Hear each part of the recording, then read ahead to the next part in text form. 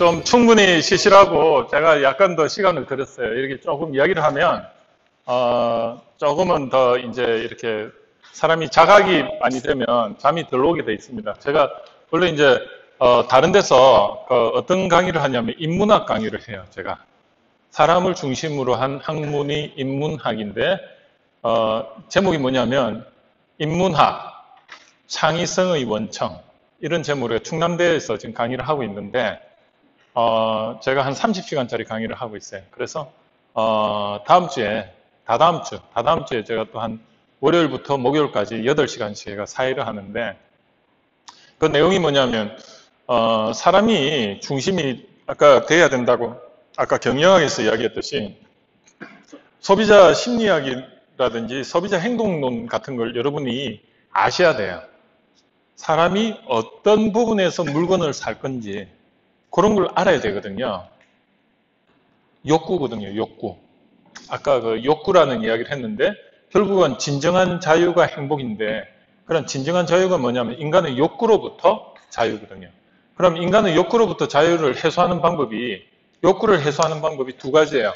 하나는 회피하거나, 아니면 그걸 완전히 만족을 시켜줘가지고 회피하는 방법이 있는데, 예를 들어가지고 우리 아기가 집에서 이제 모임이 있는데, 옆집 아기가 왔었어요. 그런데 우리 아기가 가지고 있는 장난감을 서로가 빼앗으려고 해요. 그때 어머니가, 엄마가 우리 집 아기가 가지고 노는 자기 장난감을, 그거를 다른 아기한테 주자면은 주려고 합니까? 안 줘요. 충분히 자기가 가지고 놀고 실정이 나야 주잖아요. 그 욕구로부터 자유거든요. 그러면 우리가 물건을 사는 것도 그런 관점입니다. 내가 필요성이 있다는 것은 그 욕구인데 욕구가 5가지예요. 그게 메슬로우라는 사람이 욕구 5단계로 정의를 했는데, 하위의 3단계는 사람의 육체적인 욕구예요. 그리고 위에 2단계는 사람의 정신적인 욕구예요. 그래서 그걸 만족시켜줘야 되는데, 우리 제품을 만들든 서비스를 제공하든 그런 게 전부 다 그 욕구 5단계를 다 만족시켜주면 제품이 성공할 가능성이 높아요. 즉, 우리가 제품을 만든다는 것은 여러분들은 가격이 싸고 품질이 좋으면 물건이 팔릴 것이다.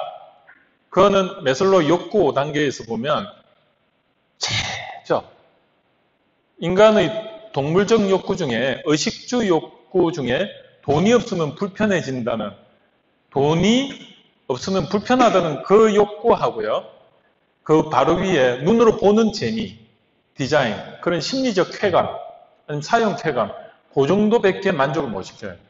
그 위로 가면 건강의 욕구라든지, 아니면 내가 이 물건을 가지고 있음으로 해가지고 다른 사람으로부터 관심을 받을 소지가 있다든지, 외제차 몰고 다니는 게 다 그렇잖아요. 할리 데이비슨 몰고 다니면 그 그룹에 속해 있으면 뭔가 조금 상층부 느낌이 들잖아요. 우리가 여자분들 보면 X자로 시작하는 거나 L자로 시작하는 거 이렇게 들고 다니는 게 왜 그렇죠? 소속감이에요. 나도 하나쯤은 들고 다닐 수 있는 어떤 능력이 돼. 아니면 너도 가졌네, 나도 가졌네. 우리는 동질감이 있는 거예요. 아니면 어떤 사람은 그걸 똑같이 가지니까 부끄럽다는 사람도 있지만, 그렇단 말이에요. 남이 못 가지는 거를, 정말로 남이 못 가지는 뭔가를 저 사람도 가지고 있구나, 동질감을 느껴. 그게 위에 상위 4단계죠. 최상위는 뭐냐면 남한테 영향력을 미치고 싶어 합니다. 그걸 자아실현이라고 해요. 정치인들이 왜 그렇게 환장하는 거냐. 한번 그 정치 위에 올라가면 가면 다 굽신거려요. 그리고 그래? 그럼 내가 도움도 줄 수 있어. 절대 권력욕이에요. 그래서 그 5개인데, 내가 이 제품을 만들었을 때 예를 들어 이 희소성이 있어. 이걸 딱 가지고 이렇게 했어. 그런데 다른 사람이 딱 보니까 저거는 저 대한민국에 몇 명 안 가지고 있는 걸 가지고 있네? 이 시계 뭐 한 몇천만 원짜리 뭐 이런 거 끼는 사람들이, 시계가 이게 기능적으로 그렇게 뭐 몇천만 원짜리입니까? 아니잖아요. 그런데 한정판 몇 개, 연예인들 끼는 거 나도 꼈다. 그 욕구 때문에 그래요. 그러면 여러분들이 제품을 만들었을 때 그런 어느 부분의 욕구에 호소할 건가? 그거를 여러분들이 간파를 해야 돼요. 그런 걸 공부를 안 하고 여러분들이 제품을 만들어서 사업계획서 하나 만들어가지고 시장에 내놓으면 잘 팔릴까? 보이는 만큼 아는 만큼 보이는 겁니다. 사업에 성공을 안 해가 내가 이렇게 노력했는데 제품이 안 팔리네?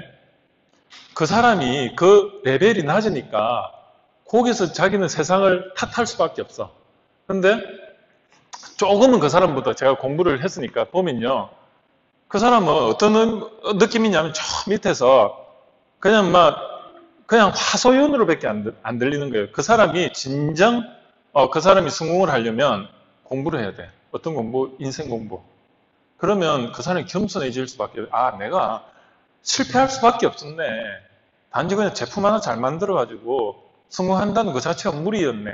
그런 반성을 하게 돼요. 그래서 여러분들이 지금 이렇게 사업을 시작을 처음 했지만은 오히려 아까 말씀하셨듯이 한 달 정도 공부했는데 나는 사업을 지금 하면 안 될 것 같아요.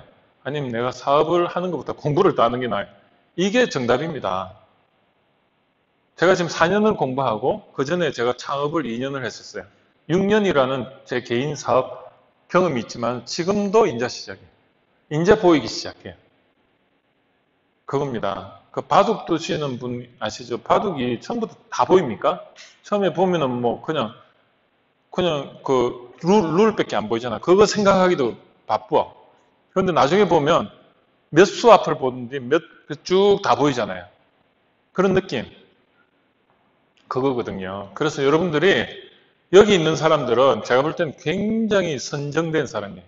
선택된 사람이에요. 한 상위 한 1%? 대구에 그 많은 사람 중에 여러분들이 130시간을 들을 수 있는 특권이 생긴 거예요.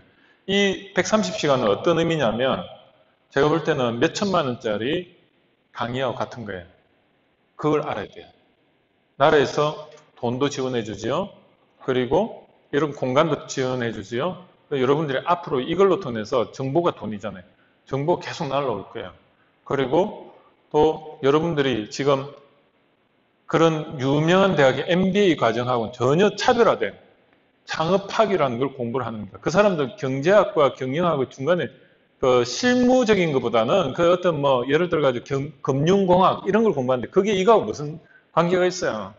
그 사람은 나오면은 실무를 전혀 못 하는데 그 사람들이 남대문 시장 가가지고 장사를 할 겁니까? 아니란 말입니다. 요게 진짜 공부예요. 그래서 여러분들이 인생 공부한다고 생각하시고 지금부터 있잖아요. 그냥 대충 공부하지 마세요. 뭘 하더라도 한번 그 이면에 뭐가 있어. 그걸 지혜라고 합니다. 그걸 한번 공부해 보시기 바라고.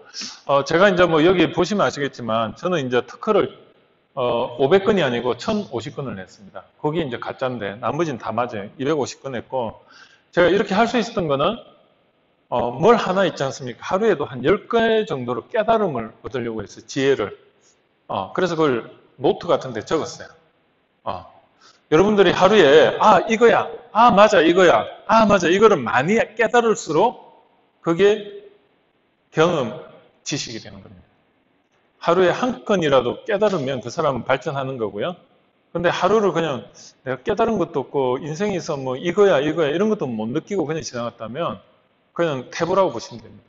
그래서 하루에 그걸 많이 깨달을수록 나중에 남한테 이야기할 게 많습니다. 제가 오늘 말하는 건 명함 생각도 못했죠. 창업의 첫 번째 스타트는 명함이라고 이야기하는 사람 누가 있었어요?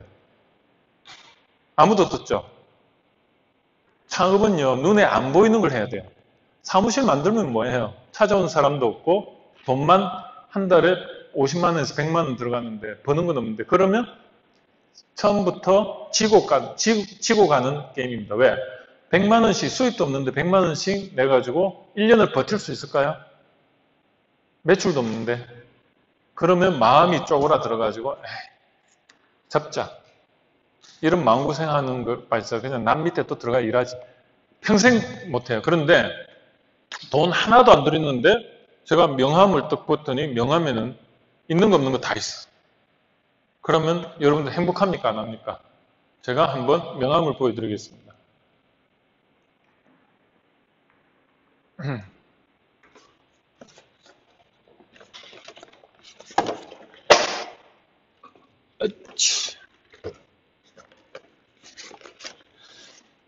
아이고, 제가 차에 명함이 있네. 좀 이따 드릴게요. 그 명함을 보시면 처음에 제가 그 명함에 있는 게 보시면 저는요 사무실이 저한테는 의미가 없을 정도로 인터넷 팩스에다가 메일에다가 그 다음에 회사 전화번호는 착신으로 다 돼 있지. 저한테로 다이렉트 들어와요. 직원이 있을 필요가 없어요. 저를 위한 개인 비서가 필요가 없어요. 한 사람 벌써 세이브 되죠. 그리고 저는 회계는 전부 파일로 다 매출을 수입과 지출을 전부 파일로 다 파일링 해놔가지고요. 따로 격리를 둘 필요가 없는 시스템을 만들어 놨습니다. 그런 시스템. 그리고 제가 사무실에 가가지고 매일 확인할 필요가 없어요. 앱으로 해가지고 다 확인하고. 팩스도 그냥 이렇게 찍으면요. 팩스로 전송이 되게끔 하는 프로그램도 다, 엠팩스, 아까. 그리고 캠 스캔이라는 게 있는데 그걸로 스캔해버리면 파일이 그 PDF로 또 전환이 됩니다. 그럼 문서화 시키는 거. 그리고 저는, 서재가 필요가 없어요, 서재가.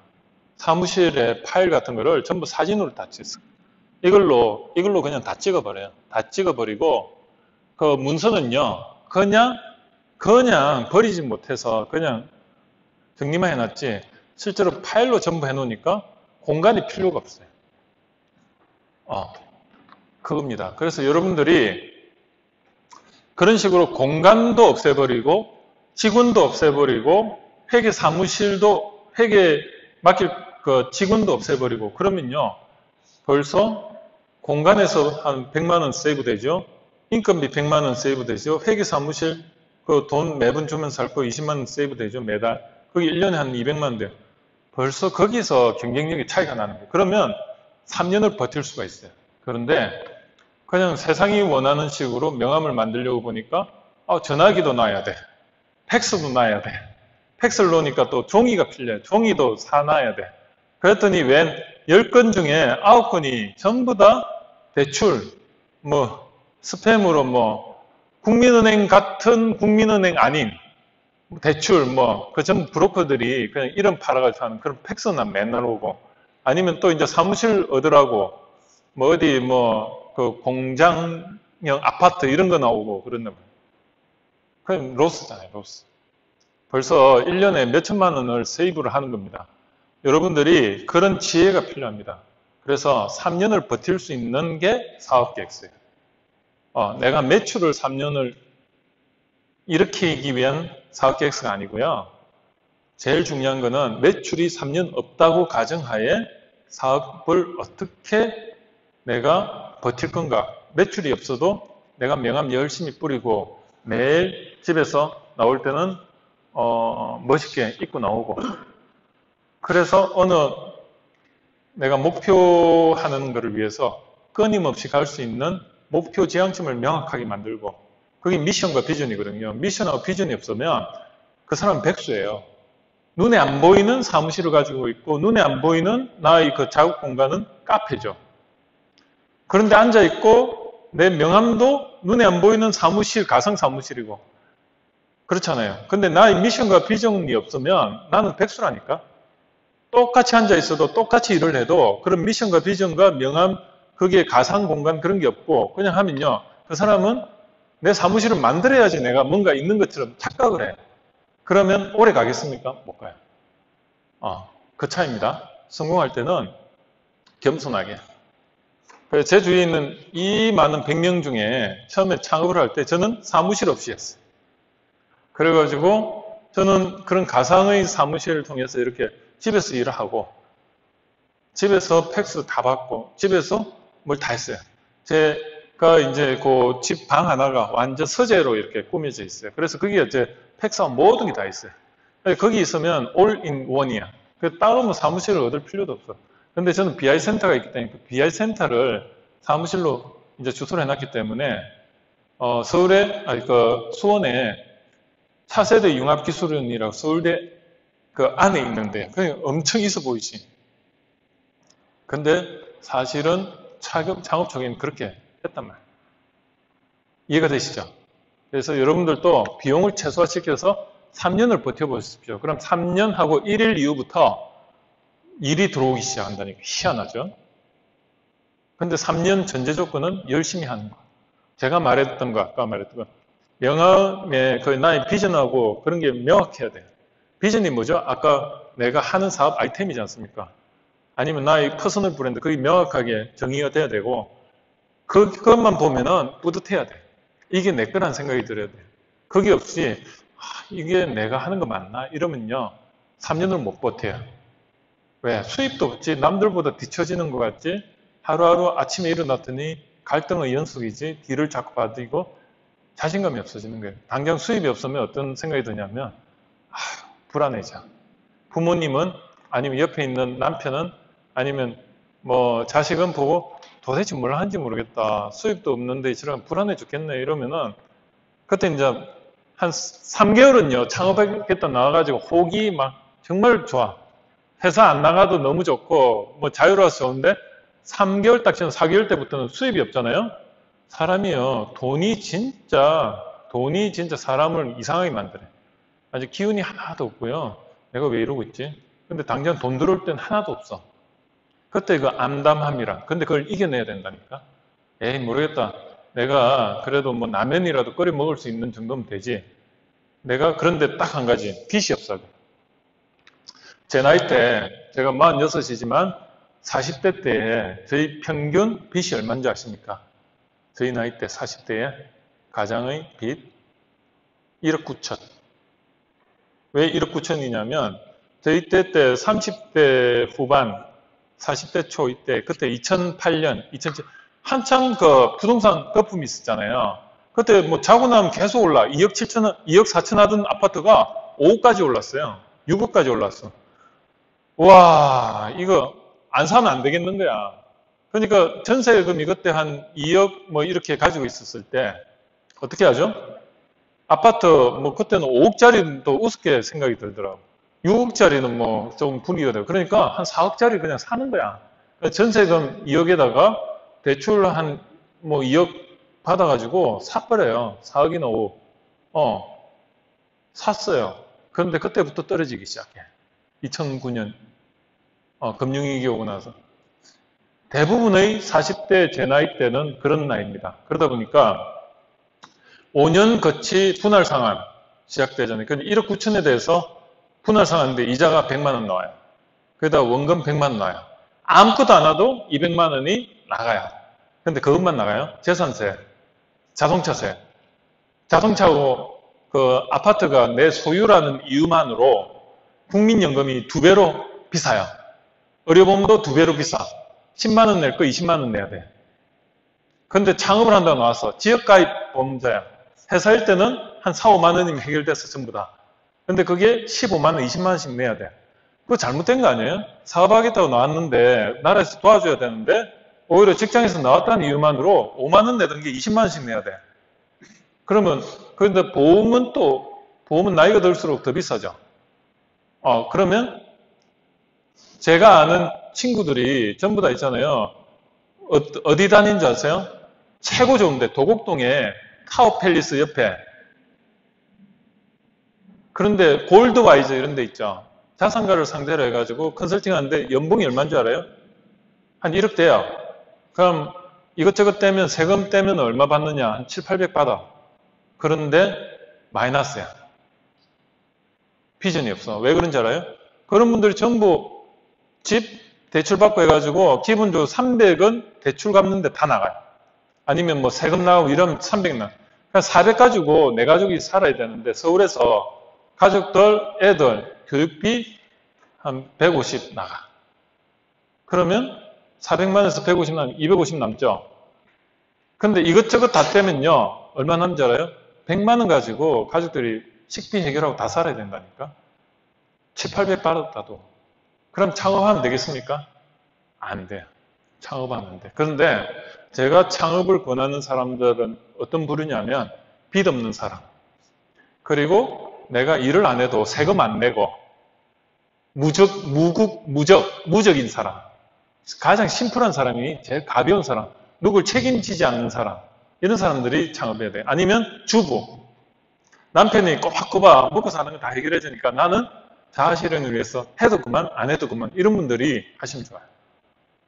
학생들은 왜 좋죠? 일단 세금 안 내잖아. 그리고 돈 안 벌어도 컵라면 하나 사 먹으면 되잖아. 컵밥 먹으면 되잖아. 이런 사람들이 3년을 버틸 수 있는 거지. 제 나이 때에 나와가지고 창업을 한다? 연봉 월 7, 800 받다가 그거 끊고요. 아무것도 안 하고 3년 버텨봐요. 파산합니다. 아무것도 안 해도 300씩 나가는데 한 1년만 딱 해봐요. 벌써 3,600만 원이 아무것도 안 해도 거기다가 뭐죠? 가족도 거의 7, 800이 그냥 들어가는 거야. 내가 아무것도 안 해도. 그럼 1년에 1억을 까먹는데 한 2, 3년 해봐요. 그 집 다 날라가지. 원금도. 그게 현실입니다. 그러면 창업을 하면 안 돼. 그런 사람 어떻게 해야 되냐면 빚부터 갚아야 돼. 빚부터 갚아야 되고 두 번째는 제가 그런 분들 창업하겠다고 나오면요. 말립니다. 그러지 말고 호박씨 까라고. 그래서 회사 열심히 다니면서 월급 받으면서 주말에 좀 더 부지런해가 창업스쿨 다니시면서 아이템 개발해가지고 예비 창업자래가 회사 표 안 나게 열심히 다니다가 와이프 이름으로 정부 자금 받아가지고 그래서 그게 잘 되면 나중에 자기 월급도 상쇄할 정도로 매출이 일어나면 그때 기분 좋게 나오라고 해요. 아니면 발각돼가지고 잘리면 고맙게 나와라. 발각돼가 뭐 딴 일 하다. 그때는 해피하게 나오는 거예요. 그러면 직원들도 다 좋아할 거 아니야. 저 사람 잘 돼가 나갔으니까. 그거거든요. 그렇게 해야 돼요. 저는 저 창업할 때 저는 그래도 다행히 그래도 빚은 많이는 안 졌어요. 그래서 제가 이렇게 할 수 있는 겁니다. 그겁니다. 그래서 여러분들이 빚을 지면 안 돼. 오늘 중요한 이야기 많이 했습니다. 한번 볼게요. 제가 이제 이 특허를 1,050건을 냈던 이유가 이게 7,000장입니다. A4 7,000장인데 특허 출원서가 한 건당 6장이에요. 7,000 나누기 6 하면 한 1,050건 나와요. 근데 이거를 제가 잊어먹었다가 이사를 한 5번 다니다 보니까 전세 때 근데 이거를 장모댁에서 발견을 했어요. 그래가지고 아주 기분 좋아 그때 찍었던 거를 지금 쓰고 먹고 있는 거예요. 그래서 여러분들도 이 특허를 내는 거는 몰입입니다. 몰입. 한 곳에 몰입하면 이렇게 특허를 많이 낼 수가 있어요. 근데 이거를 제가 3년 동안에 1,050건을 냈어요. 90년대 말에. 1996년부터 98년까지. 그래서 제가 이렇게 냈던 이유는 이걸 처음에 낼 때는 특허를 처음부터 냈던 게 아니에요. 한 1년을 옹알이 하듯이 애들 옹알이 하듯이 그냥 계속 공부하다 보니까 어느 순간에 한 건 내기가 쉽지가 않더라고요. 근데 한 건 내고 나니까 계속 이제 늘어나는 거예요. 그러다 10건 내다가 30건 내다가 막 이랬어요. 그러다 제가 변리사 공부까지 하게 되고 3년 동안 변리사 공부까지 해가지고 1차 또 합격도 하고 이랬어요. 그래서 여러분들도 그때 변리사 공부를 할 때 그게 지금의 접니다. 왜냐하면 지금 뭐 말할 수 있는 게 많잖아. 법도 알지. 변리사도 알지. 그 원리도 알지. 다 아는 거야. 그래서 여러분들이 그때 했던 게 저는 변리사 공부를 하면서 그랬어요. 내가 변리사가 안 되더라도 남는 건 있겠지. 최선을 다하자. 그거밖에 없었어요. 그래서 열심히 하다 보니까 지금은 오히려 할 말이 많은 거야. 변리사 안 되길 난 잘 됐다고 생각해요. 변리사 돼서는 거기서 안주해가지고 뭐 더 할지 못했을 수도 있는데 이것저것 한 거야, 막. 나중에 한번 또 말씀드릴 기회가 있습니다. 그리고 이제 특허는 뭐 이렇게 로봇부터 반도체, 하여튼 뭐 여러 가지 했어요. 그래서 저는 전공은 기계인데 기계로 냈던 건 한 3분의 1밖에 안 되고 전자공학, 화학, 인체, 물리, 하여튼 다양한 분야에서 냈어요. 그렇게 냈을 수 있었던 게 결국은 저는 평생을 공부했습니다. 그러다 보니까 여러분들도요. 공부는 평생 한다 생각하면 돼요. 직장 가면은 공부 끝. 그 사람은 그때부터 힘듭니다. 그냥 공부가 일생생활이 돼야 되는 겁니다. 집에 가면 뭐 하세요? 드라마 보시죠. 드라마 보시죠. 근데 저도 그랬어요. 옛날에는 드라마를 보면 그 세상에 빠져 있으면 뭔가 좀 기분이 좋잖아요. 그런데 어느 순간부터 전 TV 안 본 지 한 몇 년 된 것 같아요. 근데 안 봐도 일상생활하는데 전혀 문제가 없어요. 정말.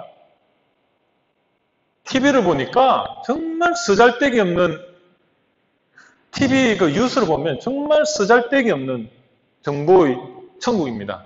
그걸로 여러분들을 세뇌를 시키고 있어요. 아니 보면은 그게 내하고 무슨 상관이라? 국회의원, 정치인이 소환당했는데 그게 내하고 무슨 상관이야? 생각해 보세요.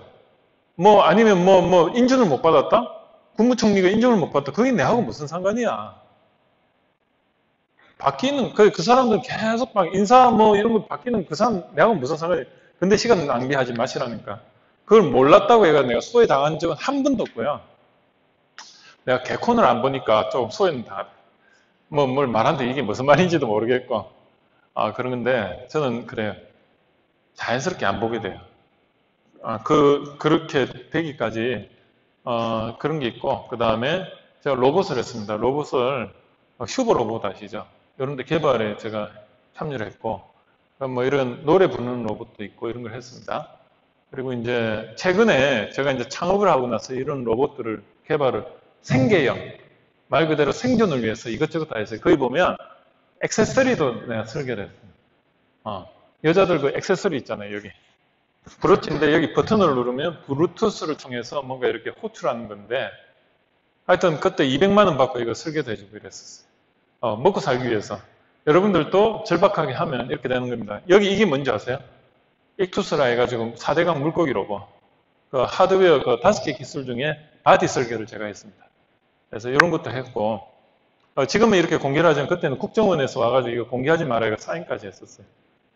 그런 것도 했었고 뭐 이런 반도체 웨이퍼 이렇게 반도체 착자 이렇게 하는 이런 로봇도 했었고 이 삼성전자 같은 데 들어가는 로봇 이런 사람이 타는 로봇 이런 거 한 3년 동안에 제가 창업을 해서 이런 걸 해가 먹고 살아왔어요.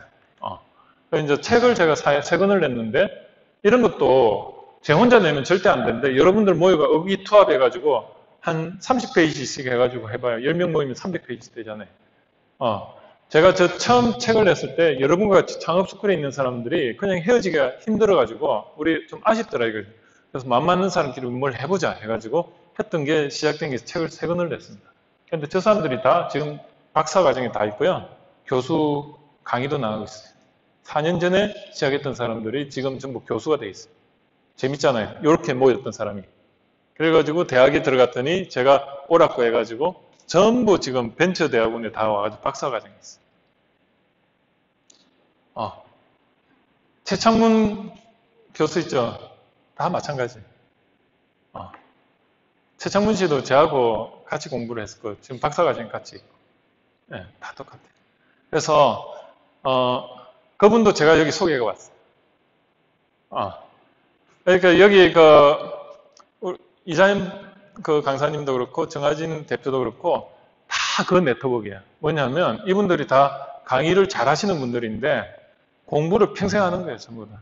그러니까 이 레벨까지 오는 거예요. 그래서 서로가 전부 그런 레벨을 아니까 서로 추천을 해줘도 뭐 나도 자신감 있게 할 수 있고. 그래서 처음에 이제 제가 이렇게 컨택을 해왔지만은 그 앞에 최창문부터 해가 여기 제가 말씀드린 최창문 교수부터 해가 전부 다 제가 이제 이렇게 해왔습니다. 어떤 내용인지 알죠? 여러분들도 여기서 네트워크인데 여기서 어떻게 될지 몰라요. 이 사람들이. 그러니까 여러분들도 그런 네트워크를 가져가시라는 겁니다. 그리고 뭐 제가 사업계획서로 해가지고 한 평생 못 받아본 표창장을 그 족보에 남는 표창장이더라고요. 이 빨간 기록이 남는 그 표창장을 5개를 받았어요. 제가 이 사업계획서에 좀 이 능력이 있는 것 같아요. 근데 제가 잘할 수 있는 게 뭐냐면 저는 원래 기계공학으로 설계 이론을 했는데 대상이 제품에서 단지 사업부로만 바뀌었을 뿐이지 설계는 다 똑같더라고요. 그렇습니다. 그래서 뭐 벤처기업 이런 것도 받고 다 받았어요. 이걸 법인으로 받은 게 아니고요. 개인사업자로 다 받았어요. 저는 그 개인사업자와 법인이 있었는데 얼마 전에 법인은 정리했어요. 하도 골치 아파가지고. 네, 관리 포인트가 많아요. 뭐 돈 내라는 건 엄청 많아요. 버는 건 없는데. 그래서 개인사업자는 정리하고, 법인은 정리하고 개인사업자로 저는 국가과제 다 하고 있고요. 벤처기업 인증도 받았고 이런 IS도 받았어요. 그래서 제가 말씀드리고 싶은 거는 개인사업자를 해도 회사 운영하는데 전혀 문제 없다. 법인을 할 이유가 하나도 없어요. 왜냐하면 법인은 하면요. 그거는 이거예요. 내가 낳은 자식인데 내 마음대로 못하는 자식이에요. 그래서 그 자식의 통장에 있는 돈을 내가 좀 습계하고 뺐잖아요. 횡령이에요. 법적으로 횡령이라니까, 횡령. 그거를, 그래서 이거는요, 나라에서 관리하는 통장이라고 보면 돼요, 법인은. 그러니까 이거를, 개인으로 하면 내 통장이잖아요. 내 그냥 개인 통장이면 왔다 갔다 해도 돼. 창업자들이 법인이 되면은 뭔가 혜택이 많고 뭔가 이렇게 있어 보이니까 법인으로 하는데 그러지 마세요. 개인 사업자가 20억 매출 이하는요, 개인 사업자가 더 유리한 경우가 많아요. 그런 걸 제가 말씀드리고 싶어요. 판단 기준. 그래서 판단을 할 수 있는 레퍼런스를 제가 드리고 싶습니다. 오늘 뭐 이제 여러분이 창업을 한다고 했지만, 중요한 건 정책 자금 받는 거에 대해서 관심이 많으시죠? 저는 정책 자금을 이야기도 오늘 메인으로 하지만은 그 앞에 여러분들이 정책 자금을 받기 위한 인생 로드맵부터 이야기를 하고 싶어요. 이 강의는 제가 다른 데서는 인덕대학교라는 데 거기, 인덕대학교 서울에 있는데, 거기 창업, 특화된 학교입니다. 거기, 입학생이 2,500명씩 해가지고 한 6,000명 재학생이 있는, 이제 전문대로서는 제일 커요, 서울에서는. 서울에 9개의 전문대가 있는데, 그 중에 제일 큰 학교입니다. 27개 학과에 매년 한 2,400명이 입교하고, 그리고 한 6,000명의 재학생이 있고, 일반 대학이 한 13,000명 되니까 굉장히 크죠. 노원구 이제 하계동이 있는데 한번 보세요. 거기서 제가 전교생을 모아놓고 제가 강의했던 내용도 일부 있습니다.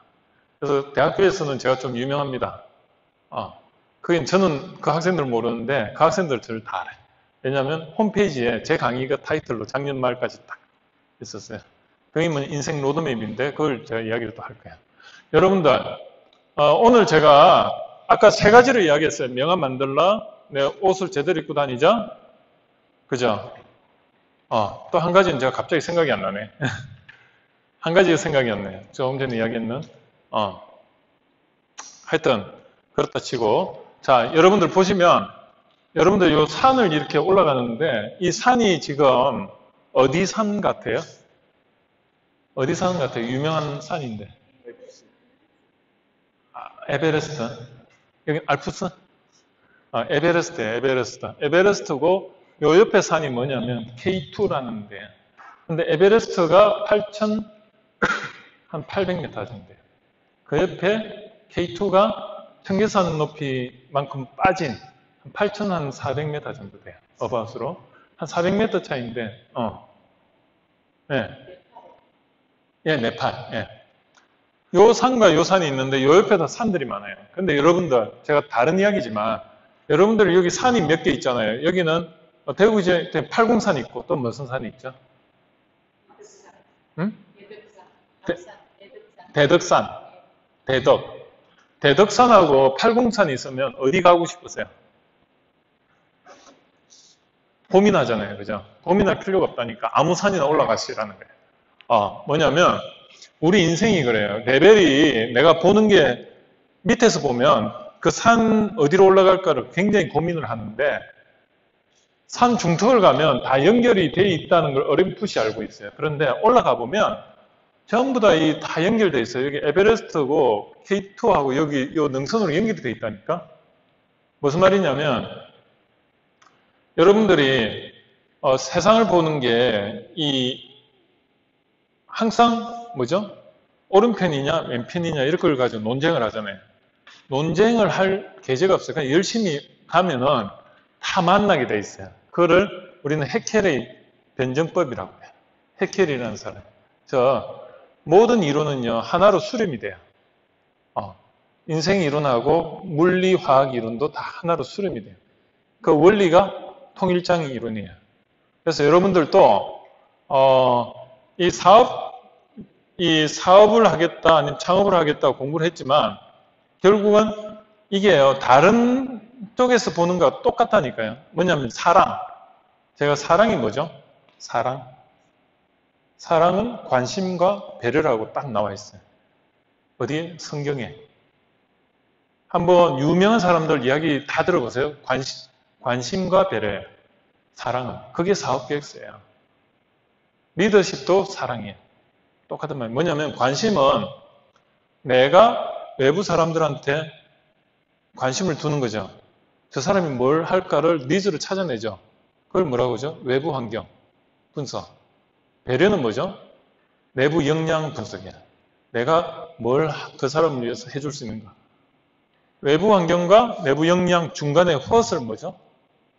그게 내가 할 수 있는 비전이죠. 그러면 세상이 원하는 게 뭐죠? 미션이에요. They want는 I should예요. 그게 미션이고 내가 배려로 살 수 있는 게 뭐죠? how죠. 나의 경력, 경험, 지혜, 내가 해왔던 거, 느낀 거. 그런 걸 뭐라고 하죠? 경력이라고 하죠. 그럼 나의 내가 잘할 수 있고 내가 잘할 수 있고 내가 하고 싶은 거가 그게 how인데 세상이 원하는 게 why이고 그럼 내가 그 중간에서 뭔가를 찾아내는 게 그게 뭐죠? 내가 강점을 가지고 세상이 원하는 opportunity에 대응하는 게 SWOT이죠. SWOT 전략적 목표죠. what이죠. OS strong 그게 나의 목표예요. 비전이에요. 그래서 여러분들이 비전이라는 거는 그냥 비전하면 여러분들 버킷리스트 생각해가 막 이렇게 하잖아요. 그 중에 그거를 순서를 정하는데 어떤 순서? 내가 잘할 수 있는 것, 그건 쉽게 할 수 있는 거죠. 단경할 수 있는 것 중에 세상이 파급 효과가 큰, 세상이 원하는 거를 뭐죠? 수치화시켜가지고 세상이 가장 원하는 것 중에 내가 가장 쉽게 할 수 있는 요 최상위 이걸 뭐라고 하죠? 파레토 법칙이라고 하는 20%에 집중하는 거예요. 내가 다 하고 싶은데 그 중에 밸류를 보니까 위에 상위의 10개 중에 2개에 집중하는 게 그게 전략입니다. 전략이라는 거는 목표예요.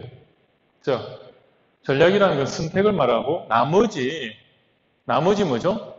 opportunity와 나의 weaker 이런 건 다 포기하는 거예요. 우선순위 요 상위의 20%에 집중하면 효과는 80%예요. 그런데 나머지 75%를 열심히 했지만은 효과는 20%밖에 안 돼요. 공부 못한 사람은 어떻게 하는지 아십니까? 책을 보면요.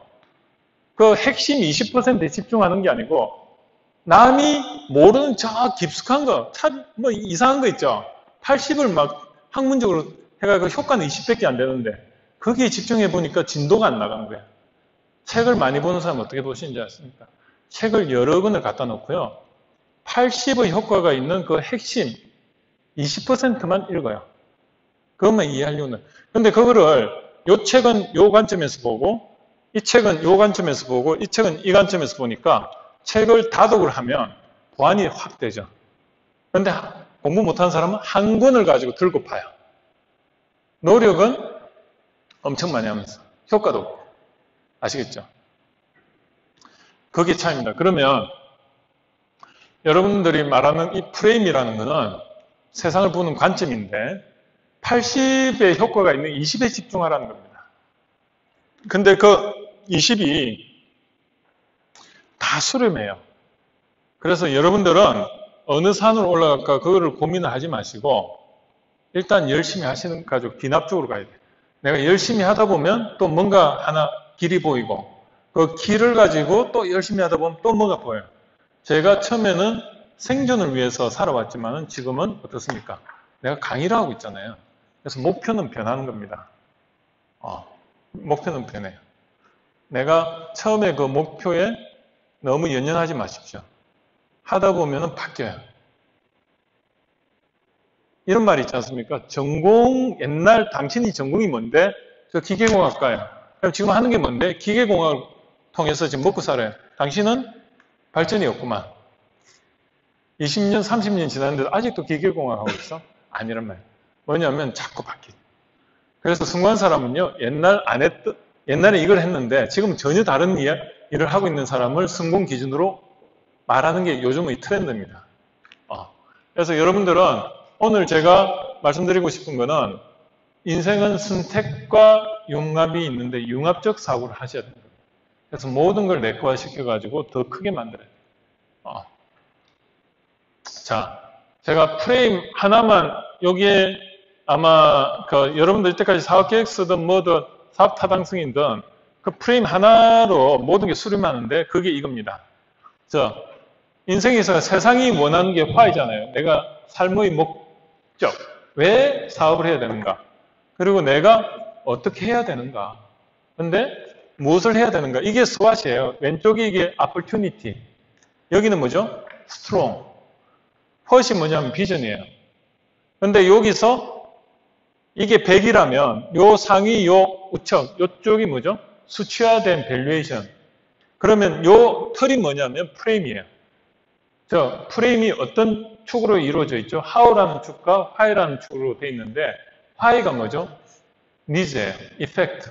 effect 축과 how는 내가 쉽게 할 수 있는 efficiency 축이에요.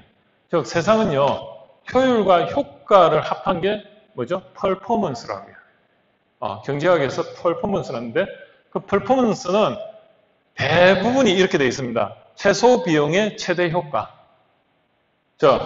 이 what이 뭐냐가 전략적 목표인데 여러분들이 지금 그런 거를 찾아내야 됩니다. 내가 인생을 사는데 왜 살아야 되고 그걸 위해서는 어떻게 무엇을 우선적으로 해야 되는가.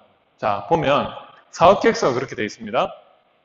세상에 어디에 고객이 있는가를 찾아내는 게 STP예요. 그죠? 프로세스적으로 보면 Segmentation, Targeting, Positioning. 많이 들어보셨을 겁니다. 이거는 제가 설명을 안 드립니다. 왜냐하면 인터넷에 찾아보면 네이버에 물어봐. 이런 것까지 설명하면은 시간 낭비입니다. 저는 예전 같으면 저는 이런 강의를 못했어요. 왜냐하면 책을 보고 한다면 그거밖에 안 보여. 그런데 네이버도 있죠. 위키피디아도 있죠. 또 뭐 있죠? 두산 백과사전도 있죠. 네이버 캐스트도 있죠.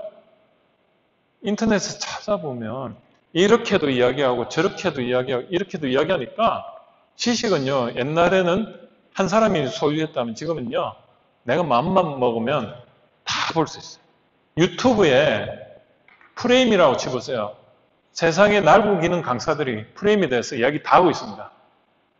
그거 한 두세 시간만 투자해가지고 프레임이란 프레임 다 들어보십시오. 프레임 전문가가 돼 있어요. 유튜브는 어떻습니까? 드라마 지나간 거 보는 게 아니고요. 공부하는 거예요, 공부. 그래서 인터넷, 이 스마트폰은 양날의 칼인 것 같아요. 어떤 사람은 맨날 게임, 그죠? 애니팡, 막 이러면서 완전 그냥 막 이제 완전 중독된 거야. 그냥 막 눈이 거기 있으면서 그냥 무의식적으로 이거 하고 있어. 이게 인생에 도움 됩니까? 물론 그 안에 들어가가지고 한번 다른 세상을 경험하고 나오면 또 다른 세상이 기분 좋게 보이지. 근데 그건 시간 낭비라는 겁니다. 근데 그 유튜브에다가 한번 쳐보세요. 사업계획서 쳐보세요. 저 같은 사람들이 수십 명도 더 나와가지고 이야기 다 해요. 그럼 여러분들 여기 앉아있을 필요가 없어요. 저는요, 여러분들한테 강의를 하기 위해서 유튜브를 봅니다. 왜? 어떤 트렌드로 다 강의를 하는가. 그리고 나서 제 거와 시켜가 이렇게 이야기를 합니다. 그겁니다. 거기 가서 돈 수십만 원 내고 들을 필요가 있을까요? 없어요. 유튜브에서는 수천만 원의 가치가 있는 게 다 있어요. 그런데 여기 와서 듣는 이유는 네트워킹. 저는 어디 가서 모임이 있거나 이런 데 가는 이유는 단 하나. 지식적인 게 아니고요. 그 사람하고 명함 교환하고 그 사람과 네트워킹이 필요할 땐 가는데 아닐 땐 그냥 유튜브나 이런 걸 다 봅니다. 책 사가 보고요. 오히려 그 사람이 그 시간에 1시간 반 동안 떠들 것보다 책 보면은 그 사람이 수십 시간, 수천 시간 했던 게 다 나오는데. 그죠? 그겁니다. 그래서 여러분들도 항상 인터넷 스마트폰을 잘 활용하세요. 그래서 여러분들 보면 폿이 뭐죠? 포피예요. 포피가 뭐죠? Product, Price, Place, Promotion. 여러분들이 제품을 하나 기획을 하면 어떤 사람은 그냥 제품 기능 좋은 거 하나 그냥 해가 와 좋다 하는데 이 제품에 안 보이는 게 뭐냐면 가격적인 부분도 설계를 해야 되고 유통 설계도 해야 되고 홍보 설계 이것까지가 제품 만드는 거예요. 마인드를 바꿔야 돼요. 내가 제품을 개발한다는 거는 제품의 기능적인 거 보는 게 아니고 가격에 대해서 기능이에요. 그게 기술력이에요. 기술력이라는 거는 가격적인 부분입니다. 자본주의에서는 기술이 있는 기업이라는 것은 가격을 다운시키는 기술이 진정한 기술입니다. 국가에서 인공위성 만들면 4천억이 만드는데 민간인이 만들면, 민간 기업이 만들면 얼마에 만들까요? 얼마에 만들 것 같아요? 비싸요? 민간인이 하면 싸야죠. 기술, 얼마? 그냥 대충 정답은 없어. 30억. 너무 이렇게 내 의도를 간파를 잘했네. 1,000억. 4분의 1 가격으로 만드는. 그겁니다. 기술이라는 건 다른 게 아니고요. 인공위성을 만들 수 있지만 인공위성을 안 만들고 가격을 다운시키가 만드는 게 청소로봇, 아이로봇사. 거기는 인공위성을 만드는 나사 직원들이 나와 창업했는데 그런 데서는 아이로봇사의 청소기 50만 원에 만들어요. 중국에서. 그게 기술이라는 거예요. 그래서 여러분들도 창업에 아이템을 만든다는 거는 내가 아무리 좋은 거 만들어도 가격을 다운을 시켜야 돼요. 그 가격대가 10,000원에서 20,000원대에 만드는 게 좋아요. 초기 창업. 왜? 그 제품이 아이디어 제품인데 그냥 재미삼아 사는 거야. 근데 반품하기에는 물류비가 더 드니까 에이 또 하나 더 사지. 이런 아이템이 좋아요. 한 4, 5만 원 막 심사숙고해가 샀잖아? 그럼 이거 진짜 아까워. 그럼 다시 이거 수리해 주세요 하면 그거 내가 받아 수리하다 보면 회사가 잘 될까? 그런 거 말고 한 10,000원에서 14,990원까지 그 사이 아니면 9,999원 이렇게 만들어가지고 그냥 재미삼아 사게 만들고 그리고 고장이 안 나야 돼. 그런 제품을 만들어야 돼. 아시겠죠? 제가 강의를 하지만 강의하고 컨설팅하고 차이점이 있어요. 강의는 하면 여기서 끝이에요. 근데 컨설팅을 하고 나면 또 오라 가라 컨설팅 평가하고 힘들어요. 그게 좋아요? 강의가 좋아요? 강의가 좋아요. 그거거든요. 그래서 여러분들은 AS가 없는 제품을 만들어야 돼요. 그것도 지혜입니다.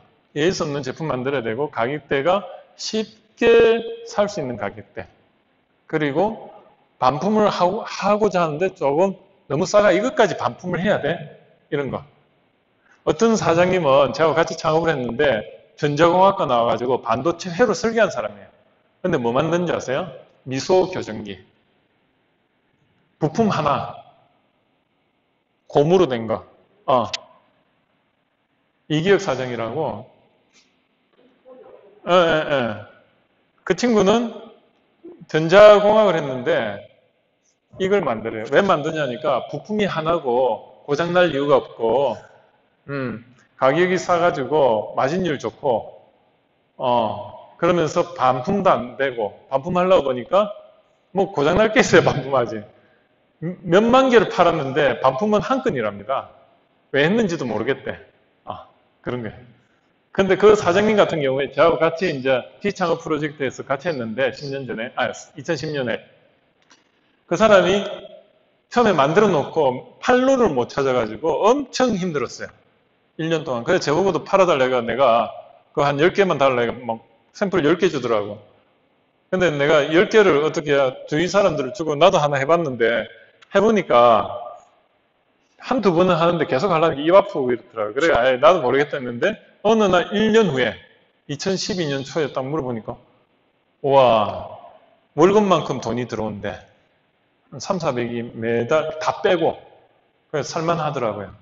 어떻게 그래 됐냐니까 10x10 1300K 바보상자 이런 데 입점을 해가지고 그 중에 한 곳에 들어갔는데 10x10 들어가니까 1300K에서도 자기네들 또 달라 해가지고 전화가 오더래. 한 곳만 뚫으니까 경쟁업체 두세 군데에서 전화가 오더래. 어떤 식으로? 그냥 물건 생산해가지고요. 제품 있어서 포장해가 그냥 거의 다 맡겨놓는데 한 군데에다가 한 300개, 300개, 400개 이렇게 맡겨놓으면 그냥 매출이 일어나면요. 그게 하나에 뭐 한 8,000원, 9,000원 하는데 납품가는 한 3,000원 언더래요. 여러분들이 제품이 15,000원에 팔 것 같으면 여러분은 얼마에 그걸 납품을 해야 된다? 3분의 1 가격에 납품을 해야 돼요. 왜냐하면 유통업자가 3분의 1 먹고요. 뭐 거기에 또 그 뭡니까? 뭐 어떻게 그 택배 뭐 이런 거 다 하면요. 제품을 10,000원이면 3,000원 이하로 만들어야 돼요. 그 원재료비는 얼마 드는지 아십니까? 룰이 있어요. 10%. 1,000원에 만들어야 돼요. 근데 커피 한 잔 값도 3,000원이면 원가가 얼마인 줄 알아요? 300원이에요. 제가 카페도 하고 있어요, 지금. 서초동 그 앞에 예술의 전당 맞은편에 카페를 하나 하고 있는데 그 카페에 원가 구조가 어떤지 아십니까? 저는 1,500원, 2,000원에 그냥 파는데 이 인건비가 1,000원이에요. 커피 한 잔에. 임대료가 1,000원이에요. 벌써 2,000원 이상은 받아야 돼요. 거기다가 커피가 원두 커피가 얼마인지 아세요? 한 봉지에 1.39kg에 2만 원이에요. 그러면 그 150잔 나온다고 했을 때 한 잔당 150원 정도 돼요. 나누면. 그러면 컵하고 거기 이 잡는 거 있죠. 그게 150원이에요. 그럼 원가가 300원이야. 그러면 2,300원이에요, 벌써. 다른 거 다 빼고. 그럼 한 2,500원이 일단은 나와야만 돼요. 투자한 거. 그럼 거기다가 500원 더 붙여가지고 3,000원에 파는 거야. 그런데 언론에서 어떻게 합니까? 커피가 폭리라는 둥.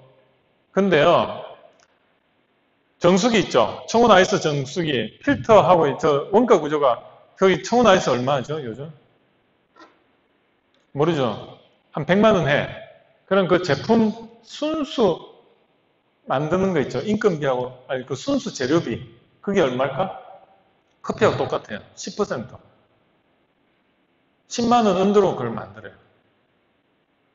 그거나 커피나 같지 않아요? 근데 커피는 엄청 폭리라고 이야기를 하고, 청운 아이스는 폭리입니까, 그게? 안 그렇잖아요. 여러분들이 제품을 만든다는 거는 내가 만약에 3,000원에 뭘 팔겠다. 그럼 300원에 원재료비가 나와야 돼요. 그리고 그거를 유통업자한테 제공할 때는 3,000원이면 1,000원에 넘길 각오로 해서 어떻게든 그 안에서 여러분이 1,000원 안에서 마진을 챙겨야 된다니까. 거기서 1,000원에서 100원이 마진이고 900원 가지고 그 인건비 300원 주고 사무실 임대료 300원에 300원은 재료비 이렇게 되는 그게 룰입니다. 그런 머리에 거기 들어가 있어야 돼요. 거기 안 들어가면 사업 실패하죠. 어떤 사람은 3,000원에 만들 것 같으면 내가 한 2,000원에 만들어가지고 1,000원 어떻게 하면 되겠네? 아니라는 게. 얼마나 그게 기술력이 있어야 됩니까? 그게 기술이라니까. 기술은 지혜예요. 깨달음. 그래서 경험이 지혜라는 겁니다. 지혜롭게 한다는 게 기술력이랍니다. 그래서 저는 음식점 창업도 국수 파는 집도 경쟁력이 있고 잘 팔리는 데는 지혜롭게 하는 데고 기술력이 있다 봐요. 음식점 창업도 기술력이 있어야만 됩니다. 5분만 쉬고 할게요.